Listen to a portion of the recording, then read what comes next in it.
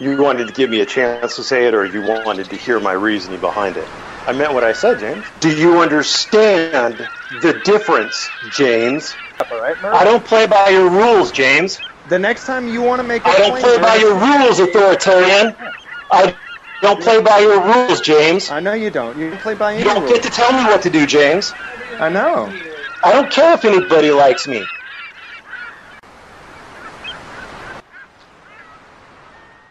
Violent. So you calling him violent is meaningless.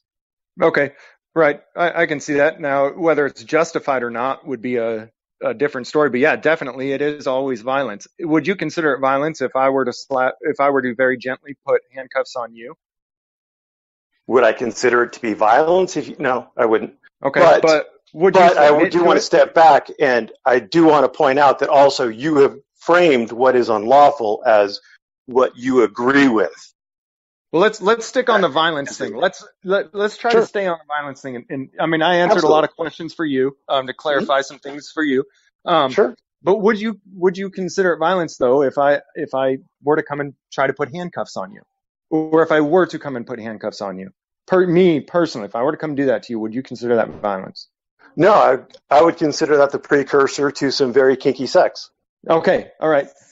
I'm joking. Obviously, I know your wife's in the room. I hope your kids aren't. I do apologize if your kids are. No, that's fine. That's fine. But what if you didn't want the kinky sex and you resisted me putting the handcuffs on you? Now what? Then it would be violence, yeah. Okay. So it only becomes violence if I resist it, or if you resist it? It only becomes violence if there's violence, yeah. Okay. All right. That's fair enough. So if you resist what I'm doing to you, what if you understand, though, that I'm going to put these handcuffs on you, and if you do resist, I'm going to forcefully beat the living crap out of you and put these handcuffs on you. The harder you resist, the harder I'm going to beat you and get these handcuffs on you. It's what about it? I don't understand your question. Would that be violence? So if you understand, I'm sorry, yeah, great, thank you. If you understand that I'm going to put handcuffs on you, and if you try to resist, that I'm going to use more force, whatever force is necessary to get the handcuffs on you, so you don't resist. Does that mean that it's not violence because you knew that I would initiate violence against you, and so you chose not to resist? You mean if I comply under threat of force? Right. Is that violence? No. Okay. Violence is actually action. It's not. Violence has a meaning. Okay. All right. And I know where you're trying to go with this. There is always, society is built on threat of force. Right. Yes. And I know you don't like that, but that's the way all societies are built.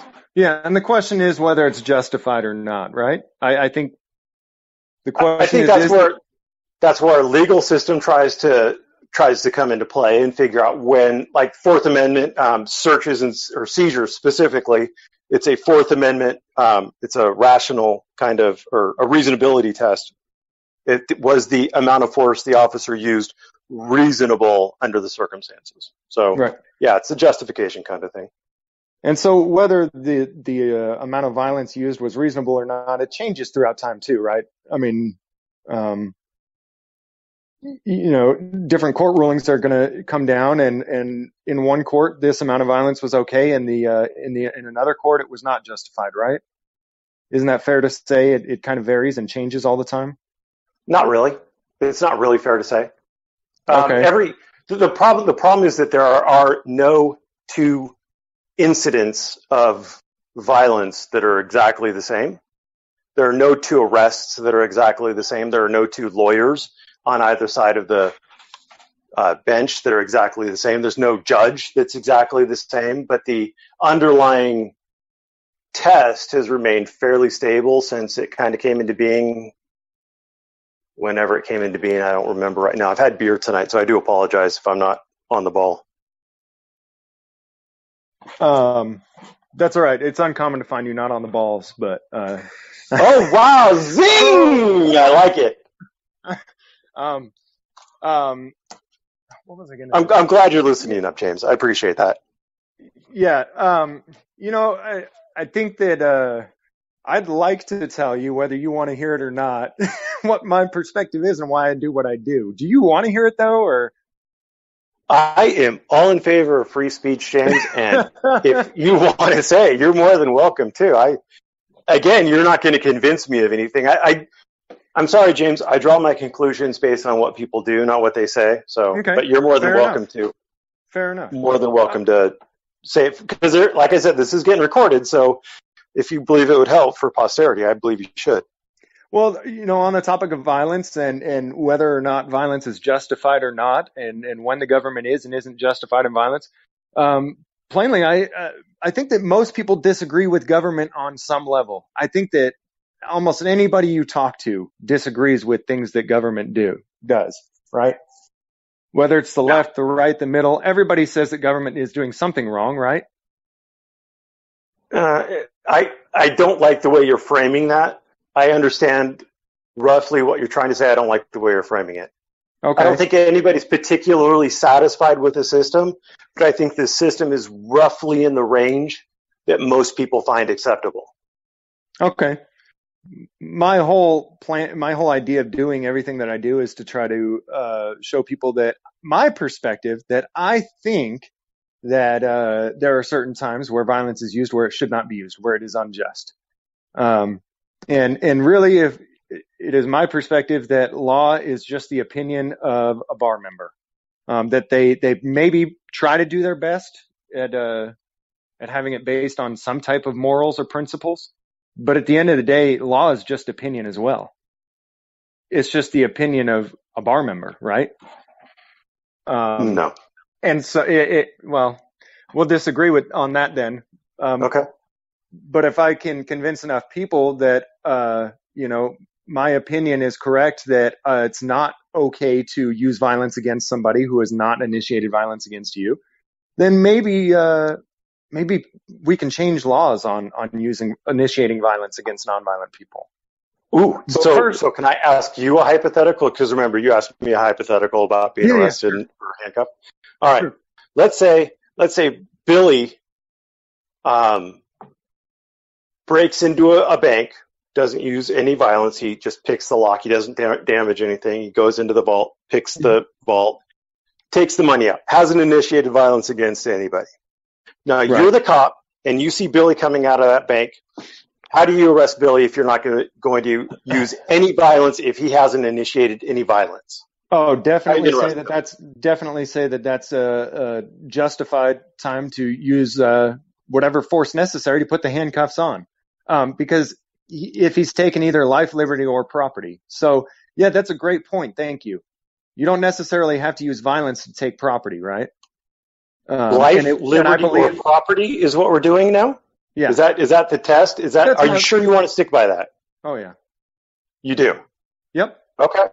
Yeah. I believe that if you've taken life, liberty, or property unjustly from another individual, that restitution needs to be made. Oh, unjustly. Unjustly. Who decides if it's just or not? Whether you've earned it or not. Who decides whether you've earned it or not?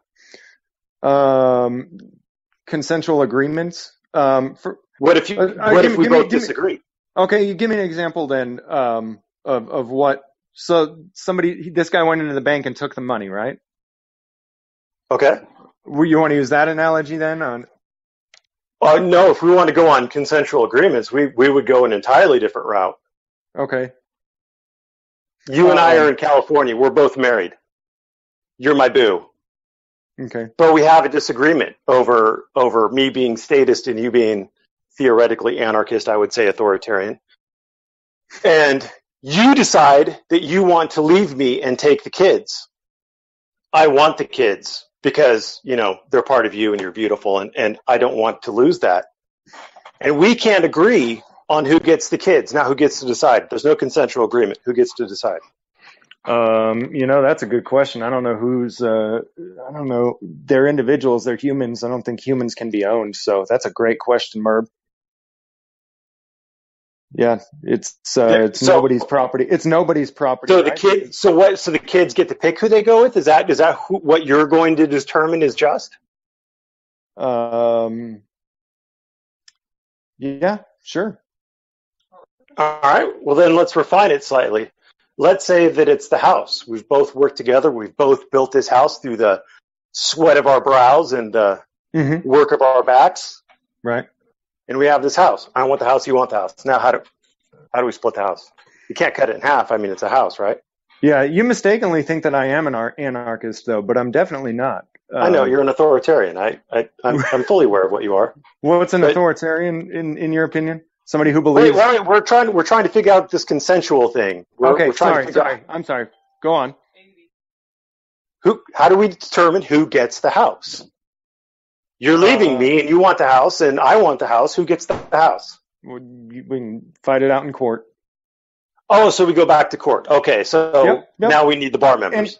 No, you don't need a bar member to go to court. You can argue. Let's see. I'll argue that. You know what, Boo? I did half the work. I made half the income. I paid half of the bills. Half of this house is mine. At the very least, I think that we need to sell it and split it 50-50. Nope, I don't want to sell. Now what? We'll end up going to court, and let the we bar don't need bar decide. members, but no, not bar members, a jury. Jury? Why do you have to be a bar member? Why does somebody have to be a bar member to go into court and dispute these matters? It's a perfectly. No. You don't need a bar member to dispute it. You could go in pro se. I've never said you couldn't. Okay. But so typically cases of equity, you want to have in front of it a judge, and you want to have it determined that way, because I don't want a jury, because you're beautiful and charming and you have those cult leader eyes, and I am just an ugly, pudgy schlub. Boo, stop. You're sexy as hell. Stop. So the jury is going to give you the house because they like you and they don't like me. So juries aren't necessarily going to be fair, which is why we don't put equity in front of juries.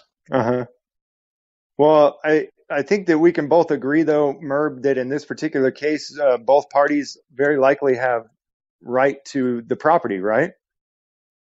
Yes. And so these aren't the types of laws and issues that I would like to change. That's a tough situation. It is, and that's, I believe, what the courts should exist for. We can go in and argue our points, and somebody's going to come out losing, and that, well. Oh, well. But these aren't the types of things that I would like to see changed. Can I ask you a couple questions? Absolutely. When do you think it is justified to take something from somebody else that they've earned? Like my taxes. Like for example, your taxes. I think those are good to be taken out every year. Good to be every year. Every year. So you think that you're entitled to a certain percentage of my income? Nope, I didn't say that, did I? Okay, I'm curious then. So the answer is no then. You don't think that you're entitled to a certain percentage of my income? I'm not entitled to any of your income. Okay. Is anybody? Your wife is. Okay. Your kids are. Okay. Is my neighbor? No. Okay. The state is. Who's the state? Who is the state? That's a stupid question. It's not a stupid question. The state isn't a who. Merb, there's no such thing as a stupid question. Yes, there are. All right. I'll respectfully disagree. There's a stupid number of times to ask the same question if you've already gotten the answer, but who is the state? The state is not a who. Okay. Who is the ocean, James? Billy. Billy's the ocean. Damn it! Right. I lose that one every time. Who is the moon? Who is the moon? The moon's not a person, therefore the moon isn't entitled to anything. Wait. We stopped with it. We weren't talking about entitled to. The state is an entity. It is a thing, and it has the ability to enforce itself.